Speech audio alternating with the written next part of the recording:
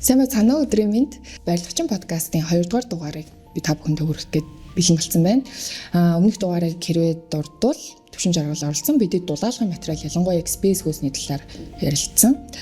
За энэ 2 дугаар дугаараар бид бас нэлээд хэрэгтэй хөрхөн хүмүүс түлхүү одоо тулгамддаг асуудлуудын нэг бол байшин барихад гаргадаг топ 10 алдаануудыг ялангуяа манай компани дээр орж ирж үйлчлүүлэгч нь тулгамддаг асуудлуудыг бодтой факт талаас нь ярих гад бэлэмжлсэн байна. За өнөөдрийн зочноор би төгсөөг өрсөн байна. Ирсэн баярлалаа. Өдрийн минь. Ер нь байшин барихад топ 10 алдаа гэж бийж бас нэг жоохон судлаад нэг жижигхэн юм схем шиг юм гаргацсан байгаа. За тэгвэл шууд эхнээс нь эхэлчихье.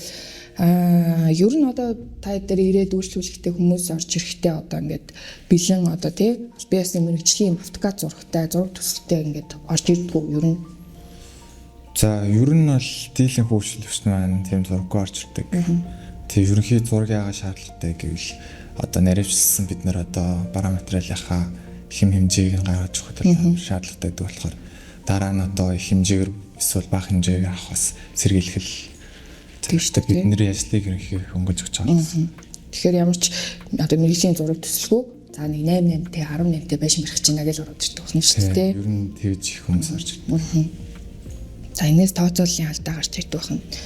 За бидэд зураг төсөл дээр ингэчлээ. Цаашаа яваад одоо үндсэн байшингийн маань одоо нэг суур хэсэг орж ирж байна гэж бодъё тий. За ингээ суур хэсэг дээр ер нь ямар дулаалга ашиглаж суур маань ер нь ямар схем бүтэж байгаа.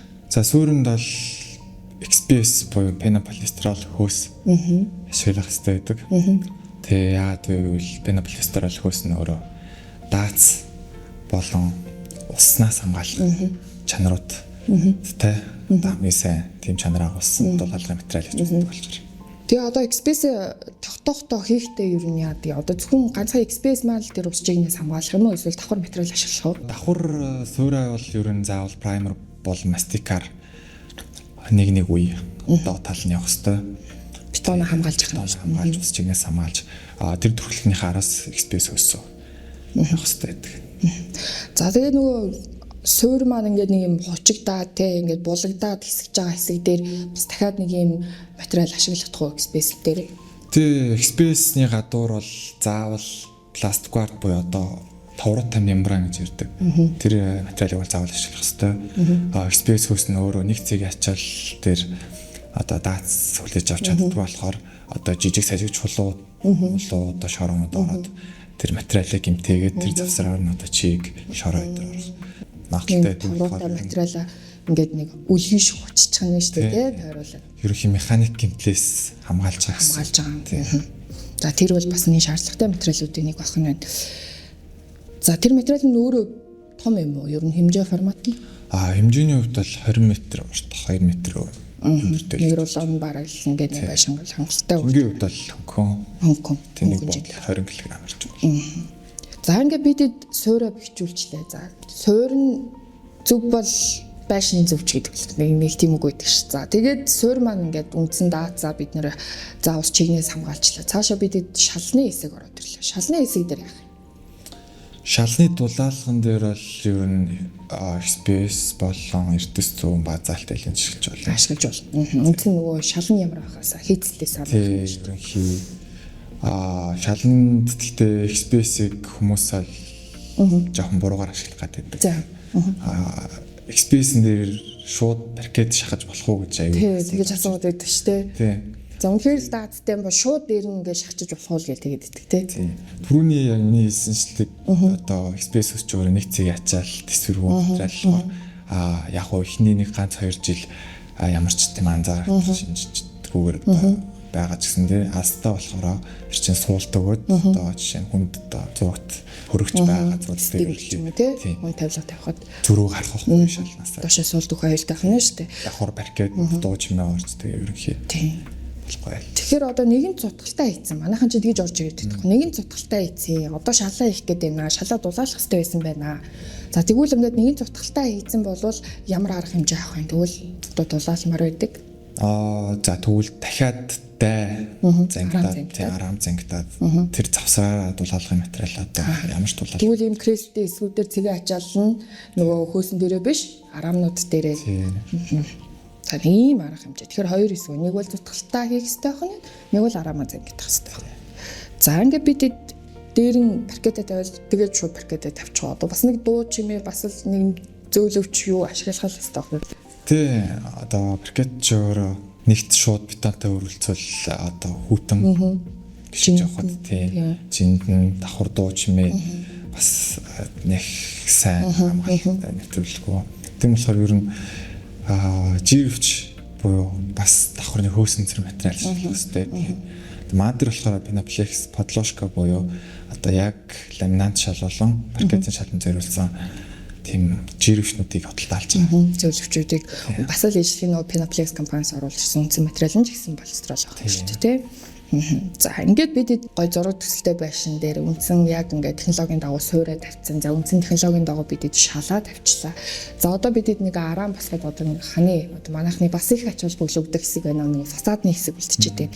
За фасадн дээр бол бодвол ингээд зөндөө олон сонголтууд байгаа. Надад хамгийн түрүүнд асуумар юм одоо үндсэн материалын тоосхын хэлээр асуумар байна. Тоосго бол ер нь л айгүй юм. Тийм би хувьдаа аюу найдвартай материал гэж боддог. За. Тийм маш удаан настай дэлхийн өндөр. Тийм ер нь тоосхны гол үзүүлэлт бол марк гэж аавна. Одоо хэрэгжингийн ачаал даах вэ хэрэг дац авах вэ гэдэг одоо марк M200 M175 гэдэг маркууд эдэн штэ. Тэгээд мөн ус хэрэг шингээх чадвар сайтай гэдэг. Ерөнхий манай одоо оруулж ирдэг тооснууд бол бүгд үйлдвэр дээрээ бодолтолгохоос өмнө жингийн болон ус шингээх тийм туршилтуудаа хийгдчихэд бэлэн болчоод ирдэг болохоор тийм ямар ч асуудалгүй байдаг. Аль биесний төгслийн жижиглэгтэй байна шүү дээ. Тэгэхээр одоо фасадны тоосч ингээд гадуур бол ингээд харахад тоосон байшингууд нэг стандарт байдаг. Улаан шар, тэг цэцэрлэгийн шар гэдэг нэг юм улаан гэдэг. Өөр гоё өнгө дизайн бас гаргаж болох уу? Тэг ер нь бол Монголд дийлэн тийм цэцэрлэгийн шар, дадсан шар, тэгээ улаан гэдэг гурван төрлийн өнгө үсрээл авдаг хүмүүс. Тийм манайд бол одоо шинээр маш олон өнгөний сонголтууд ерөнхий ирсэн байгаа. Манай одоо тест төрийн салбар дээр харж болно хүмүүс. Тийм ерөнхий захиалгаар 10-аас 14 дотор яг захиалах хэмжээгээр. Тэгэхээр ерөөсөө өрөмөс гоё дизайныг ч гэсэн бас бий болгож болох нь тий. Тэгсэн ирнэ олон жилийн эдлгээтэй. За фасадн дээр тийм байх нэ. За бидэд фасада босгочлоо. За одоо дээшээ дээвэрлэг барь. За ер нь нэг одоо манайх нийлээд нэг А нурууч гэдэг юм те. Нэг юм налуутай дээвэр дээр. За дээвэр дээр бас олон материалууд байна. Манайхан нэг юм уртууж одоо төмөр дээвэр их дуртай нөгөө саяны тоосго гэдэг шиг нэг олон жилийн настай те нэг юм одоо чанартай материалыг бас сонгох гэдэг. За дээврийн төмөр авъя л гэж орж ирээд байдаг. За дээврийн төмөр дээвэр дээр юу гаргах вэ? За ер нь бол бүх дээврүүд өөр өөрсдийн онцлог шин чанаруудыг агуулдаг. За төмөр дээврийн хувьд бол мэдээж насжилт хан юу өндөр. Тийм бат бөх одоо мөн надаглал том хурд онц өндөр ороход тийм одоо хэмжээ юугаа алдахгүй байж байгаа. Шууд гадны нөлөөтэй шууд харьцаж байгаа шүү дээ тий дээвэр чинь. Тий. Төмөр дээврийн хувьд бол хамгийн чухал зүйл бол цэвэрлэлтээс хэрэг тансах вэ? Цэвэрхүү гэдэг байдаг шүү дээ тий. Ерөнхий цэвэрлэлтээс эсрэг төрхлөг одоо ер нь цайрцсан материал. Цэвэрлдэггүй материал. Цэвэрлдэггүй ахна шүү дээ. Тийм болохоор төмөр дээвэр заавал цайрцсан байх хэрэгтэй. Тэгжиж ерөнхий цаашдаа эдлэгээ удаан авч явах гэсэн. Тэгэхээр ерөөсөө ганц цайрцсан нэг нь сайн ач холбогдол өгч дээврийн төмрийг сонгох нь шүү дээ ер нь бол. За тэгээд ингээд сайхан дээврийн төмрөө тавьчихсан, сайхан тоосон байшинтай болцсон, суур шалманд бат бих болцсон.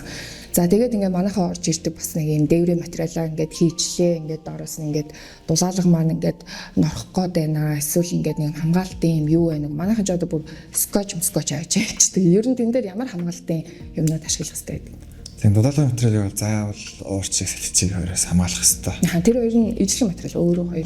Шал өөр материал. Одоо уурчиг тусгаарлагч буюу дотор хан болон дотор гэрт ашиглах зөвлөлттэй. Одоо дулаалгын материалаа уур нааслын төрнөхийн хамгаалах гэдэг байхгүй. Тэгээ одоо салхичиг зорлон болохоор гадны фасад дээвэрт салхи одоо орох солилцоо өвддөг газруудад ашиглах зөвлөлттэй материал. Хоёр өөр тусдаа материал байгаа юм шүү дээ. Үүргэн хоёлаа өөр. бид одоо ингээл гэртээ нэг усан доороо эсвэл галхын тоол хийгээл ингэж явах болгонд юм ярьж явах болгонд даашаа ингээд нөгөө нэг уур гарч илаа бол тэ тэрнийг ингээд хамгаалж байгаа. За тэгвэл тэр хоёр материалаа ингээд бас бат бөх хийх хэрэгтэй байна. За ингээд цаашаа бидний дээврээ тавьцаа. Одоо саяны яг нөгөө хоёулын гол ярьжсэн ингээд агааржуулалтын хэсэг дээр одоо дээвэр дээр ингээд манайхан илүү гарсан одоо поронтон л гэдэг юм да одоо яриагаар хэлэхэд бол тэр поронтон хэсгээ ингээд битүүрээ гэхлээр ингээд битүү мод тавиал ингээд битүүлээл байдаг. Тэгээд чи ингээд ууг нь агаар солилцоо явагдах хэвээр тэр шийдэл ямар шийдэл байвал зүгээр. Тийм дээврийн хайрцаг гэж бас юм. Ааха. Ерөнхий дээврийн хүндийг заавал агаар солилцоотой байлгах. Тийм. Тэгээд маа дээр болохоор софит буюу одоо нүхтэй сайдинг гэж хүмүүс хэлдэг. Үнэн материалын сайдинг шиг хэрнээ тэр нь ингээд яагаад нүхтэй байгаа ингээ хүмүүс асууад идэх те. Гол зориулт нь л агаар тийм солилцоо гаргах хэрэгтэй. Аха за тийм шийдэл бид хийх хэрэгтэй байна. За зэргээр байнга агаар солилцоо явуулж явах хэрэгтэй. За ингээд манайхан нэг өнгө дизайнд л ач холбогдол өгөөд өгдөг дээврийнхаа нөгөө ус зайлуулах систем. Одоо сүүлийн үед бас харсан гайг болчиход өмнө нь бол ерөөсөө тэр өнгө дизайнд л ач бол ер нь дээврээс одоо тэр ус зайлуулах яваад байгаа тэр нэг энэ систем турба энэ яг одоо яагаад ашиглах хэрэгтэй вэ? Яагаад чухал юм? Зайлшгүй ашиглах хэрэгтэй материал. Зайлуулах систем тийм байшингийн эргэн тойронд байгаа ерөнхий хурд тунц усыг айлуулах зай байшингаас холдуулах хэрэгтэй.